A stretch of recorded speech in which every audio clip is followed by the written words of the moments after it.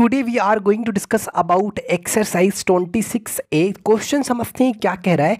For each equation given below name the dependent and independent variable. इस topic पर हम already discussion कर चुके हैं, अगर आपने वीडियो नहीं देखा तो आप जाकर देख सकते हैं। डिपेंडेंट वेरिएबल कौन सा है और इंडिपेंडेंट वेरिएबल क्या है, ठीक है, कौन सा है। तो हमारा पहला अगर हम इक्वेशन देखा जाए तो हमारे पास है y बराबर 4/3 टाइम्स x माइनस 7। यहाँ पर बच्चों x का आप कोई भी वैल्यू पुट कर सकते हो। x यहाँ पर अगर देखा जाए तो इंडिपेंडेंट है, यानी कुछ भी वैल्यू पुट करोगे तो y का कुछ और मान आएगा, x का कुछ और वैल्यू पुट करोगे तो y का कुछ और आएगा। यानी कंप्लीटली अगर देखा जाए कि ये जो y का वैल्यू है वो डिपेंड करता है x की वैल्यू आप क्या रखते हो। यानी यहाँ पर y जो है, ये जो y है ये क्या है, यहाँ पर डिपेंडेंट वेरिएबल कौन है, डिपेंडेंट वेरिएबल जो है स्टूडेंट्स इन क्वेश्चन नंबर 1 में डिपेंडेंट वेरिएबल कौन है, y। और यहाँ पर इंडिपेंडेंट वेरिएबल कौन है, इंडिपेंडेंट वेरिएबल कौन है आपका, इंडिपेंडेंट वेरिएबल आपका x है। उसी तरह यहाँ पर देखो इन क्वेश्चन नंबर 2 में x बराबर 9y प्लस 4, यहाँ पर आप y की कुछ भी वैल्यू पुट कर सकते हो। यानी यहाँ पर y अगर कुछ भी डालोगे तो x कुछ और आएगा। यानी कहीं ना कहीं x की जो वैल्यू जो भी आएगा वो डिपेंड करता है कि y का वैल्यू तुम क्या लोगे। यानी यहाँ पर इन क्वेश्चन 2 में x जो है ये क्या है, डिपेंडेंट वेरिएबल है।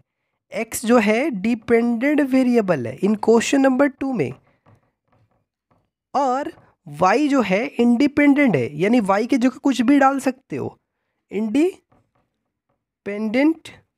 वेरिएबल है बाबू।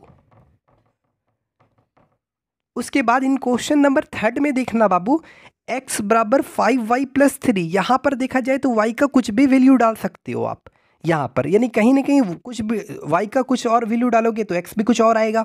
यानी कहीं ना कहीं ये जो x का वैल्यू फाइंड होगा वो y का वैल्यू रखने पर, यानी x का वैल्यू डिपेंड कर रहा है इस y के वैल्यू पर आप क्या रखते हो। तो x यहाँ पर इन क्वेश्चन नंबर ये 1 हो गया, ये 2 हो गया, और ये 3rd नंबर में आपका क्या कह रहा है, x यहाँ पर डिपेंडेंट वेरिएबल है और y आपका इंडिपेंडेंट वेरिएबल। ऐसा नहीं है कि कोई फिक्स हो गया कि x आपका डिपेंडेंट ही रहेगा और y आपका इंडिपेंडेंट है। ये डिपेंड कर रहा है कि सिचुएशन के मुताबिक, कि इक्वेशन किस आधार पर है। अगर हम गौर किया जाए तो y यहाँ पर x के टर्म्स में था तो y डिपेंडेंट था और x इंडिपेंडेंट था। यहाँ पर x y के टर्म्स में है तो x डिपेंडेंट है और y इंडिपेंडेंट है। यहाँ पर देखा जाए तो x y के टर्म्स में तो x डिपेंडेंट है और y इंडिपेंडेंट है। यहाँ पर देखा जाए तो y x के टर्म्स में है तो y यहाँ पर डिपेंडेंट वेरिएबल और x इंडिपेंडेंट है। कुछ इंडिपेंडेंट मतलब स्वतंत्र। तो इन क्वेश्चन नंबर 4 में y डिपेंडेंट और x इंडिपेंडेंट, कुछ भी डालोगे y कुछ और वैल्यू देगा आपको। अरे बस में x की कुछ भी वैल्यू रखोगे तो y कुछ और आएगा। यानी y का वैल्यू जो डिपेंड कर रहा है वो x की वैल्यू पर। आई होप यहाँ तक आपको क्लियरली समझ में आया। ये हमारा एक्सरसाइज 26A का क्वेश्चन नंबर जो है स्टूडेंट, ये हमारा सेकंड पार्ट है। क्वेश्चन नंबर 2 क्या कर रहा है, 8 7 ये आपको दिया, ऑर्डर्ड पेयर में सारा दिया हुआ है, आपको प्लॉट करना है ना, प्लेन पेपर या ग्राफ पेपर पर। अभी हम प्लेन पेपर पर, तो हम क्या करते हैं, सबसे पहले ड्रॉ करते हैं, कुछ कोऑर्डिनेट एक्सेस ड्रॉ करते हैं। तो ये हमारा स्टूडेंट्स ये एक्स एक्सिस है और ये आपका जो वर्टिकल जो लाइन दिख रहा है ये आपका वाई एक्सिस है। ये जो हॉरिजॉन्टल लाइन है that is called x axis. ये आपका जिस पॉइंट पर इंटरसेक्ट कर रहा है दैट इज कॉल्ड ओरिजिन, ये हमारा ओ है। ध्यान दीजिएगा, जीरो के लेफ्ट साइड हमारा क्या होता है, निगेटिव एक्स एक्सिस, जीरो के right side positive x axis. जो जीरो के एबव है वो पॉजिटिव वाई एक्सिस और जीरो के बिलो जो है वो आपका निगेटिव वाई एक्सिस। अब मेरे को प्लॉट करने के लिए हम कुछ नंबर मार्क करेंगे यहाँ पर।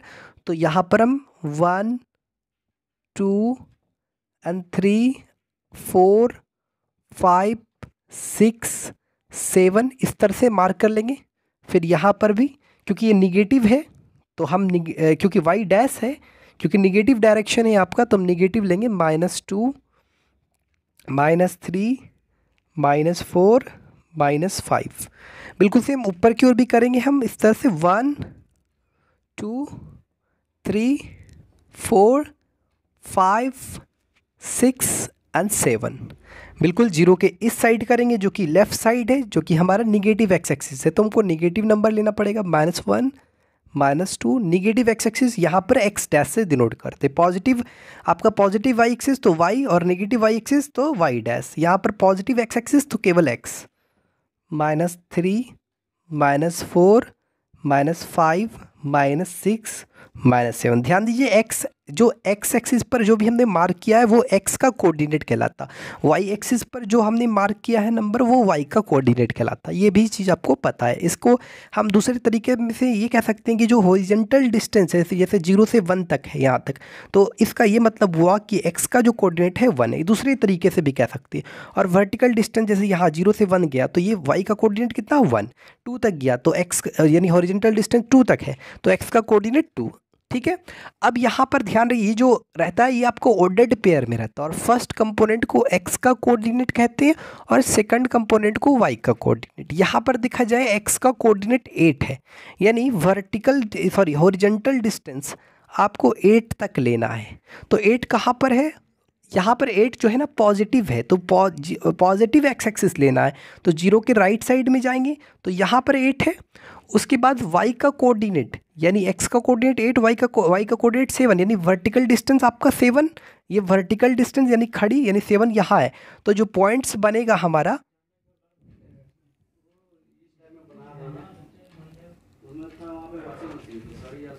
तो पॉइंट्स हमारा यहाँ पर बनेगा 8 और 7।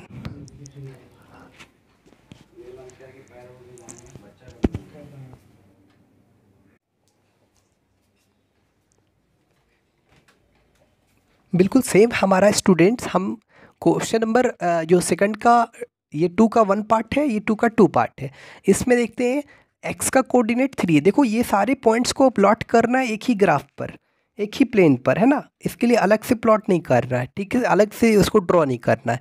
तो जैसे यहाँ पर 3 और 6 है, यहाँ पर देखा जाए तो x का कोऑर्डिनेट 3 है यानी यहाँ पर पॉजिटिव है ना 3, तो 0 के लेफ्ट जाएंगे या राइट जाएंगे, तो जाहिर सा पता है राइट है क्योंकि वो 0 के लेफ्ट पता है कि ये क्या नेगेटिव एक्स एक्सिस, और यहाँ पर पॉजिटिव है तो यानी 0 के राइट साइड में जाएंगे पॉजिटिव एक्स एक्सिस। तो यहाँ पर जो हॉरिजॉन्टल डिस्टेंस कितना है यानी एक्स का कोऑर्डिनेट कितना है 3 यहाँ पर आ रहा है, और वाई का कोऑर्डिनेट कितना है 6 यानी वर्टिकल डिस्टेंस आपका 6 है। तो ये जो पॉइंट्स जो बनेगा हमारा कुछ यहाँ पर जो बनेगा पॉइंट्स दैट विल बी आपका 3,6। क्लियर। उसके बाद हम थर्ड पॉइंट में जाते हैं। यहाँ पर x का कोऑर्डिनेट 0 है, y का कोऑर्डिनेट 4 है। ध्यान रखिएगा ये एक चीज़ हम आपको बता दें, ये दोनों लाइन, ये दोनों जो हॉरिजॉन्टल और वर्टिकल लाइन है, ये हॉरिजॉन्टल लाइन ये वर्टिकल लाइन जिस पॉइंट पर इंटरसेक्ट कर रही है वो हमारा ओरिजिन है, और इस पॉइंट का जो कोऑर्डिनेट्स होता है वो 0,0 होता है। ध्यान रखिएगा 0,0, क्योंकि इस पॉइंट पर जो हॉरिजॉन्टल डिस्टेंस है और वर्टिकल डिस्टेंस है दोनों कॉमन हो जाता है, यानी दोनों सेम हो जाता है, 0,0 हो जाता है। अब देखो यहाँ पर x का 0, ध्यान रखिएगा कि x का जो कोऑर्डिनेट होता है x का कोऑर्डिनेट 0 होता है y एक्सिस पर, x का कोऑर्डिनेट 0 होता है किस एक्सिस पर, y एक्सिस पर, और y का कोऑर्डिनेट 0 होता है x एक्सिस पर।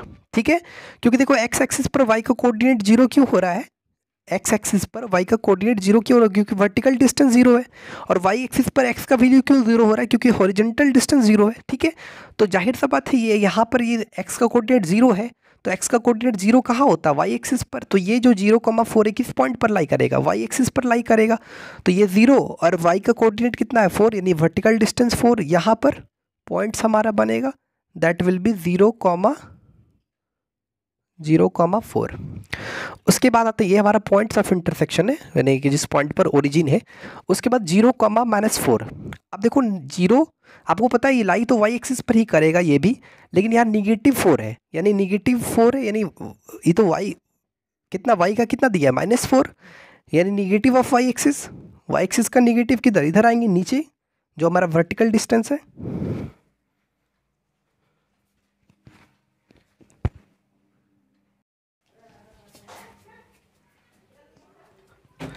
तो हमारा ये पॉइंट हो गया स्टूडेंट कहाँ पर 0,-4।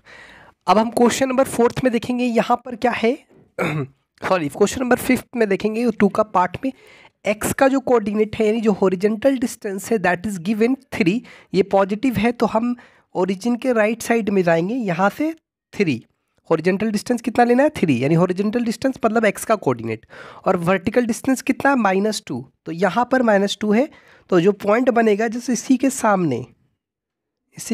सामने ये आपका पॉइंट्स बन गया 3, -2। जब भी लिखा जाता है तो सबसे पहले एक्स का कोऑर्डिनेट और वाई का कोऑर्डिनेट, हॉरिजेंटल डिस्टेंस मतलब एक्स का कोऑर्डिनेट और वर्टिकल डिस्टेंस मतलब वाई का कोऑर्डिनेट। यहाँ पर देखा जाए तो एक्स का कोऑर्डिनेट -2 है, यानी हॉरिजेंटल डिस्टेंस -2 है, तो हम 0, यहाँ पर नेगेटिव है तो 0 के लेफ्ट साइड में जाएंगे, ठीक है। तो ये -2 और वाई यानी वर्टिकल डिस्टेंस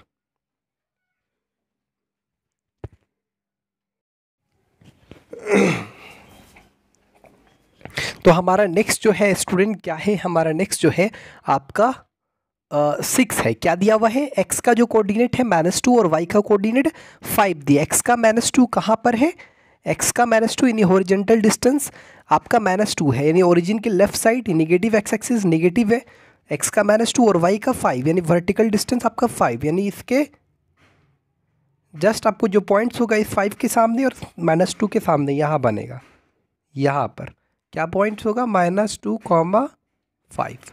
उसके बाद है -3 और -0। यहाँ पर देखा जाए तो y का कोऑर्डिनेट 0 है, तो यहाँ पर आपको पता है कि x एक्सिस पर क्या होता है, y का कोऑर्डिनेट 0, यानी ये जो लाइक करेगा x एक्सिस पर लाइक करेगा। तो x का -3 दिया, यानी हॉरिजॉन्टल डिस्टेंस कितना है -3, निगेटिव में दिया, तो इस डायरेक्शन में हम आएंगे -3 और y का कोऑर्डिनेट 0, वर्टिकल डिस्टेंस 0, तो यहाँ पर आपका पॉइंट बनेगा -3, 0। उसके बाद 5 और 0, यानी y का कोऑर्डिनेट 0, यानी एक्स एक्सिस पर y का कोऑर्डिनेट 0 होता है, तो ये जो लाइक करेगा 5, 0 ये इसी एक्सिस पर लाइक करेगा, तो क्या होगा यहाँ पर होगा 5, 0, यानी हॉरिजॉन्टल डिस्टेंस कितना है 5, हॉरिजॉन्टल डिस्टेंस 5 मतलब एक्स का कोऑर्डिनेट 5 और ये वर्टिकल डिस्टेंस 0, ठीक है। उसके बाद दिया -4 और -3, यानी यहाँ पर जो हॉरिजॉन्टल डिस्टेंस है दैट इज गिवन -4, यानी एक्स का कोऑर्डिनेट -4 किस डायरेक्शन में, 0 के लेफ्ट साइड में, लेफ्ट एक्स एक्सिस यहाँ -4 और वर्टिकल डिस्टेंस -3 यहाँ पर, यानी इस -4 के सामने और इस -3 के सामने पॉइंट कुछ यहाँ पर बनेगा हमारा, ठीक है। यानी क्या हो गया आपका जगह -4, -3, तो इस आधार पर हमारा ये वाला कंप्लीट हो गया।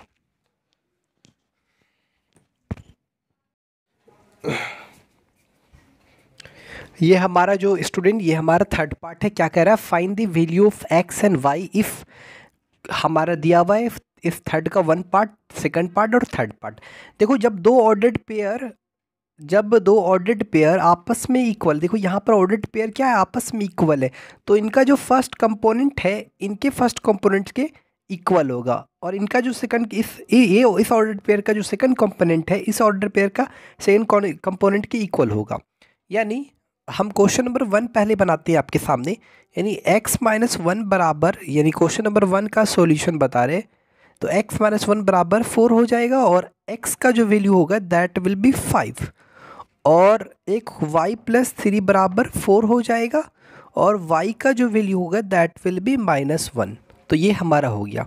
अब हमारा 1 का सॉल्यूशन हो गया। अब हम सेकंड में बिल्कुल सेम, यहाँ पर भी ऑर्डर्ड पेयर इक्वल है, तो फर्स्ट कंपोनेंट इसका फर्स्ट कंपोनेंट इसके इक्वल, इसका फर्स्ट सेकंड कंपोनेंट इसके इक्वल, यानी 3x + 1 बराबर 9। तो x बराबर जो हमारा वैल्यू निकलेगा 9 - 1 8, 8/3। उसी तरह 2y - 7 बराबर -3, 2y - 7 बराबर -3। तो हमारा जो y का वैल्यू निकलेगा कितना, -9 + 7 कितना हो गया आपका, -2/2 -1। ठीक है, क्लियर, देख लीजिए अच्छा से।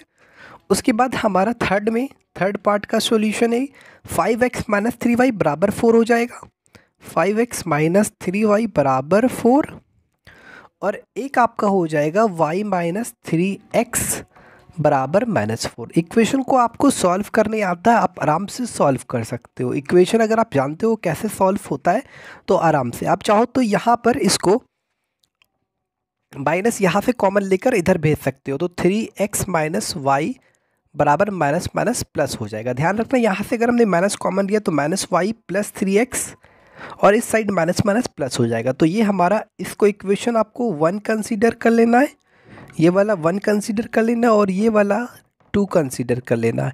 इक्वेशन 1 एंड 2 को सॉल्व करना है। यहाँ पर देखो तो x का कोफिशिएंट अगर आप इक्वल करना चाहते हैं किसके कोफिशिएंट, पहले ये डिसाइड करो इक्वेशन 1 एंड 2 को सॉल्व करने के लिए।